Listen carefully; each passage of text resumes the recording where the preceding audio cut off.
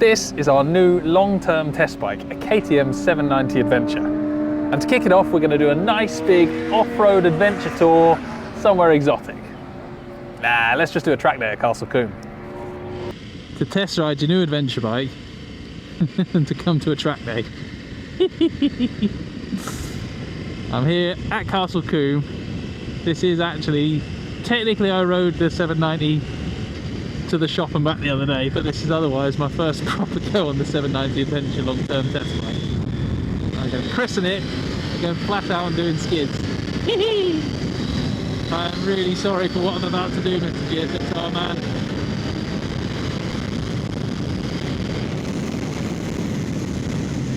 I do not want to ruin that guy's day, but I've got skids to do.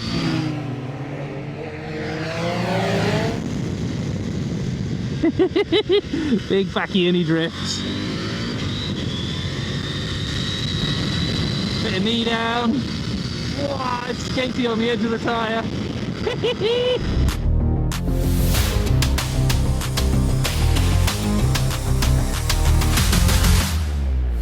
KTM has had a pretty hard time recently. They had the whole camshaft thing on the twins, which did blow up spectacularly.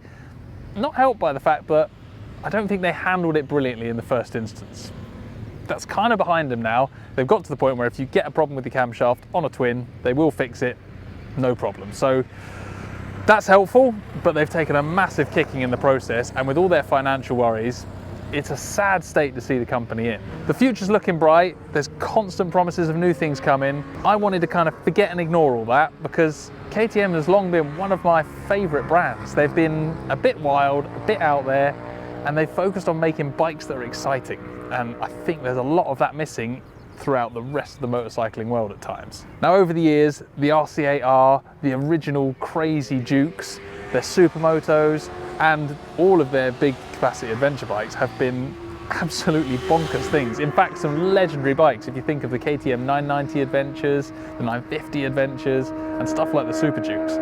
They've made some epic models. I thought it'd be a good opportunity to take one of their 790 Adventures and give it a proper thrashing for a good long period. We've got this thing for the rest of the year to do whatever we want with. I've got lots of plans involving off-road stuff, some races, some Supermoto stuff, some big tours, some trips, but I wanted to kick it off with something ridiculous, so I've come here to Castle Combe to a track day. It's on the bog standard tyres, bog standard suspension settings. I'm going to turn the ABS onto off-road mode so I can do skids and go and have a whale of a time on a track. Right, get some heat in the tyres, get a few laps in, start to enjoy it. It was quite skiddy. It's weirdly quiet. I do like a quiet adventure bike, but it's quite difficult to hear it on track. It's amazing having all this wind protection. Normally, as soon as I get over 60 mile an hour, you can't hear a thing in the microphone. With this lovely big screen, it's got the weird vent hole in the middle of it that I end up looking directly through when I'm touched down, which is nice having an uninterrupted view ahead, but it's a bit like looking at a letterbox.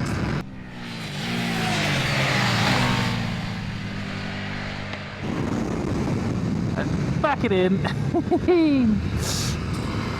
Hours of fun.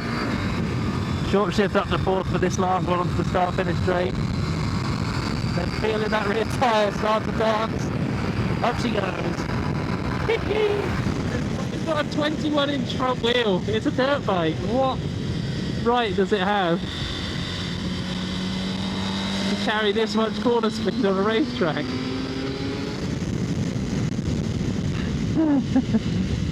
What an absolute hoot. Well, I'm looking forward to doing some off-road stuff, but as a starter, track day on the 790 Adventure, absolute riot. What a giggle. Well, I think that christens the new KTM very nicely.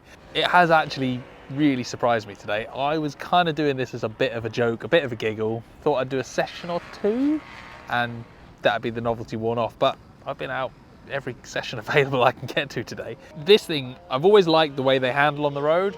On the track, that was kind of underlined. Absolutely, it's not a track day bike. I'm not going to do many more track days on it.